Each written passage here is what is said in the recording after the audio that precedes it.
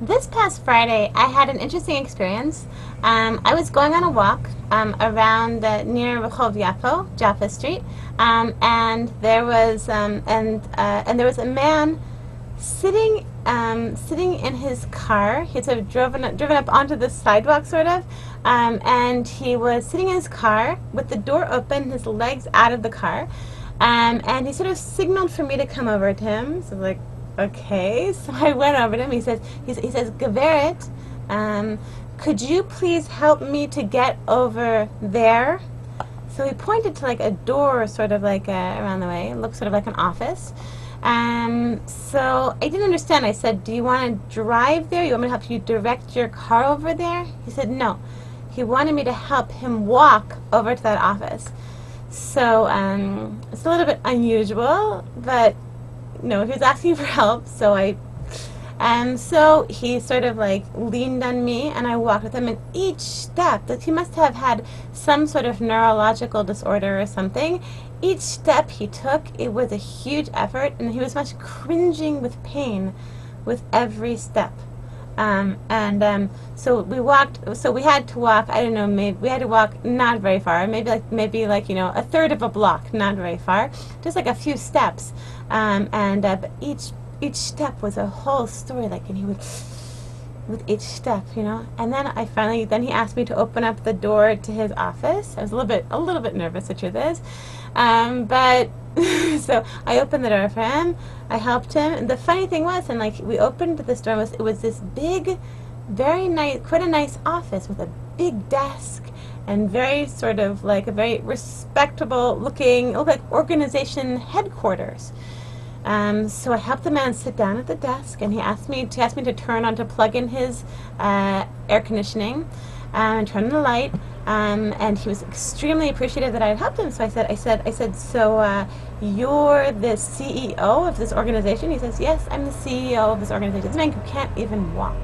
Like every single movement is like incredibly, incredibly painful. He's the CEO of this substantial organization called Ahavat Mordechai. I looked it up online. They run schools and kollels and like inspirational classes for people throughout Israel. This person who like every single movement is painful, he is running this whole organization.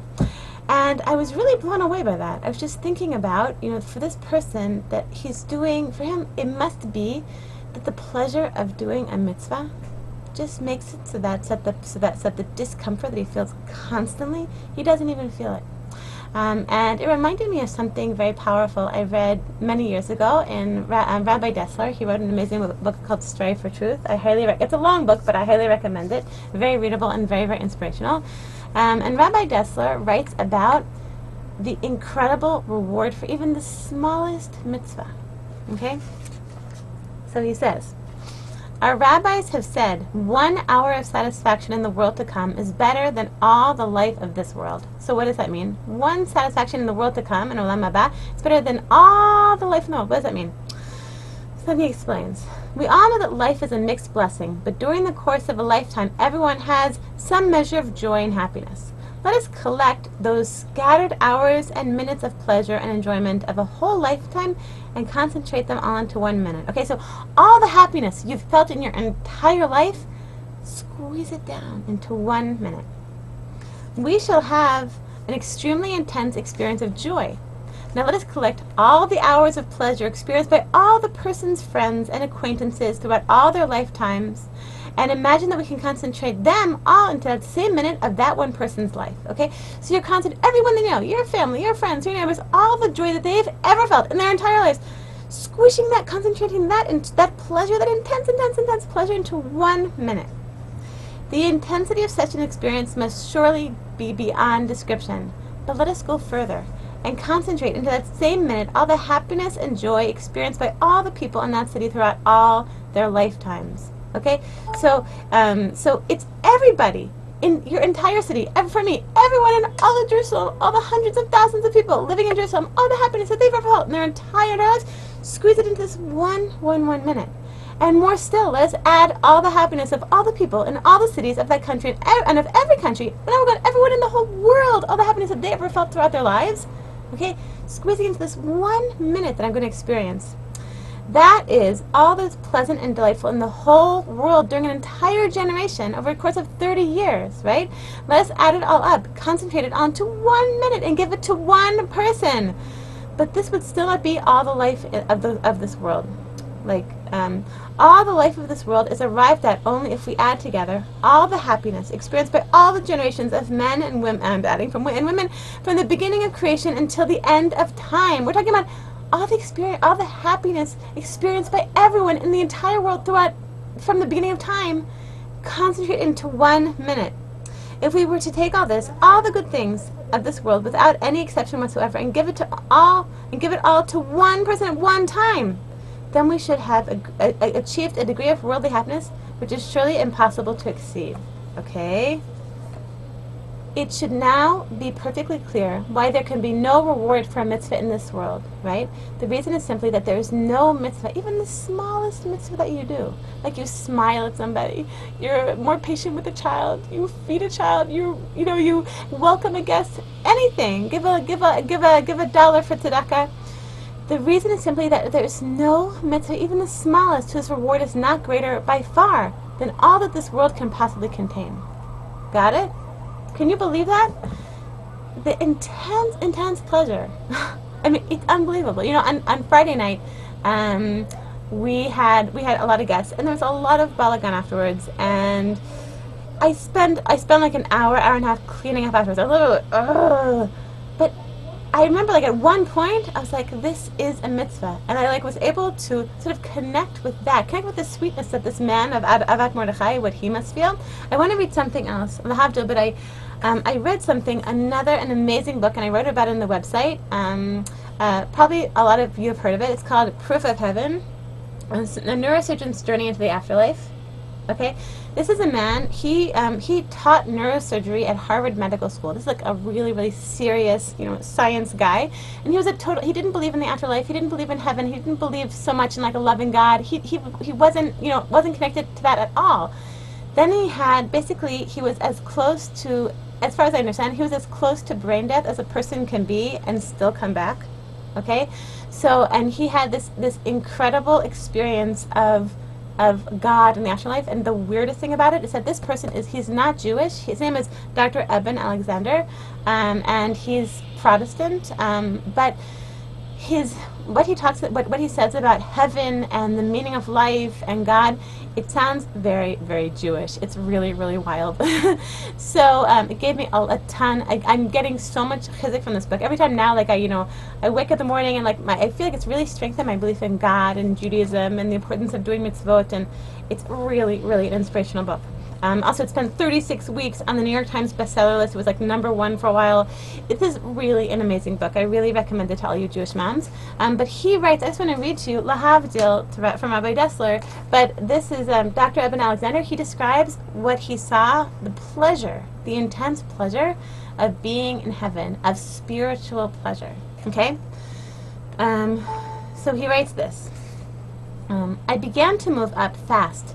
There was a whooshing sound, and in a flash, I went through the opening and found myself in a completely new world. The strangest, most beautiful world I'd ever seen. Brilliant, vibrant, ecstatic, stunning. I could heap on one adjective after another to describe what this world looked and felt like, but they'd all fall short. I felt like I was being born, not reborn or born again, just born. Below me there was a countryside. It was green, lush, and earth-like. It was earth, but at the same time it wasn't. It was like when your parents take you back to a place where you spent some years as a very young child. You don't know the place, or at least you think you don't. But as you look around, something pulls at you, and you realize that a part of yourself, a part way deep down, does remember the place after all, and is rejoicing at being back there again.